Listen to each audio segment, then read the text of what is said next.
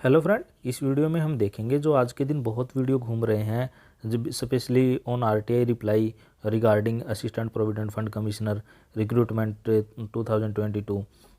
कोई क्लेम करते हैं कि अब की बार उसकी जो वैकेंसी आएंगी 160 आएंगी, कई आरटीआई क्लेम करती हैं इसकी इतनी वैकेंसी आएंगी, कई 46 प्लस बोलते हैं, कई 156 बोलते हैं, कई 100, सब अपने अपनी तरफ से बोलते हैं। तो इस वीडियो में हम देखेंगे एक तो ये कि आरटीआई कितनी सही है कितनी गलत है। दूसरा हम ये देखेंगे कि वैकेंसीज कब आ सकती हैं और क्या चांसेस हैं वैकेंसीज आने के, और उससे रिलेटेड अदर जो लेटेस्ट इन्फॉर्मेशन है वो सारी हम देखेंगे।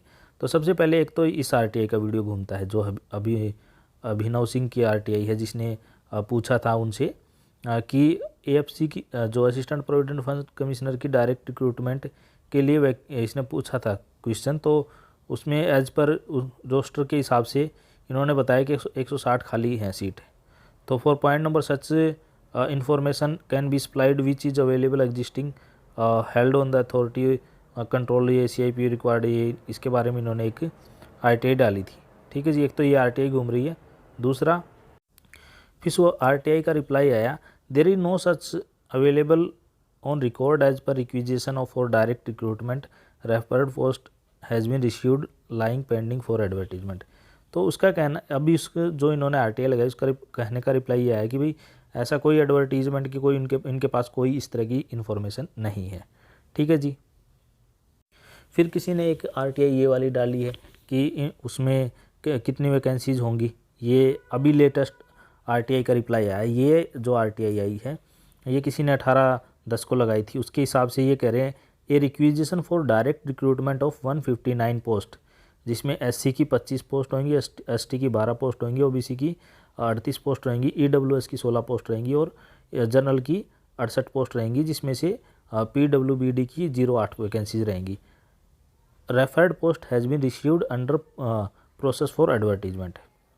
अब ये ये जो RTI के हिसाब से एक इसका वीडियो घूम रहा है, तो इसका मतलब ये मान के और भी कुछ हम देख लेते हैं जो वीडियोज़ घूम रहे हैं। फिर उसके बाद RTI और अदर इन्फॉर्मेशन घूम रही, फिर हम डिसाइड करेंगे या और इन्फॉर्मेशन के बेसिस पे क्या हो सकता है। फिर किसी ने एक इस तरह का डाल रखा है कि यहाँ पे नोटिफिकेशन ये आ गया है वो आ गया है, तो ये तो बिल्कुल ही गलत है। फिर कुछ लोग इस तरह का नोटिफिकेशन दिखाते हैं जिसमें ये बोलते हैं कि देखो जी ये नोटिफिकेशन आ गया, ये आ गया और इतनी इसमें सैलरी रहेगी, ये रहेगा वो रहेगा। तो ये भी फेक है। क्यों फेक है? क्योंकि अगर हम बात करें इस नोटिफिकेशन की तो इसके ऊपर पहले ही लिखा है, ये जो एडवर्टीजमेंट नंबर है 52/2005 है, 15 है सॉरी। तो इसका मतलब ये 2015 वाला एडवर्टीजमेंट दिखा के इसके बारे में बोलते हैं लोग। लेकिन कुछ इसमें ये हमने कुछ देख लिया, तो अब इसके हिसाब से क्या क्या हो सकता है। अगर हम बात करें तो ये चीज़ सच है कि वैकेंसी इसकी असिस्टेंट प्रोविडेंट फंड कमिश्नर की आने वाली है। ठीक है जी, ये मैंने भी पता किया था वहाँ पे UPSC में, और कि हाँ उसकी वैकेंसी आने वाली है। ठीक है जी। और एक मेरे दोस्त हैं नवीन, वहाँ पे मेरी जान पहचान के हैं, तो मैंने उनसे पता करवाया था कि वैकेंसी इसकी कब आ सकती है। तो वो कह रहे थे इसकी वैकेंसी कभी भी इसका जो नोटिफिकेशन आएगा वो जनवरी में कभी भी आ जाएगा इसका नोटिफिकेशन। ठीक है जी। और उन्होंने भेज रखा है एडवर्टीजमेंट के लिए, और तो अगर आप तैयारी करते हैं इसकी तो अपनी तैयारी शुरू कर सकते हैं।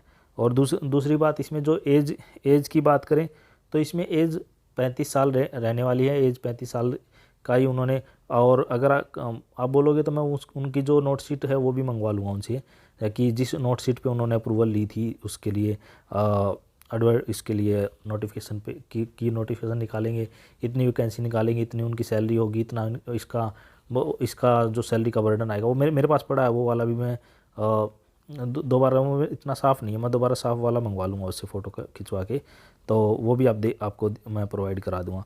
तो जो बच्चे तैयारी करते हैं उनके लिए अच्छी बात है, आप तैयारी कर सकते हैं। इसमें जो एज रहेगी वो 35 ईयर्स ही रहेगी, और जिनका जितना रिजर्वेशन है उतना ही मिलेगा। कई कह रहे हैं कि इसमें 32 साल एज होगी, नहीं 32 साल एज नहीं होगी इसमें। और जो पेपर है, पेपर का पैटर्न भी सेम रहेगा, 1 डे का एग्ज़ाम रहेगा, और 1 डे एग्ज़ाम में ये जो बाकी सारी चीज़ें जो सेम रहती हैं वही रहेंगी इसमें।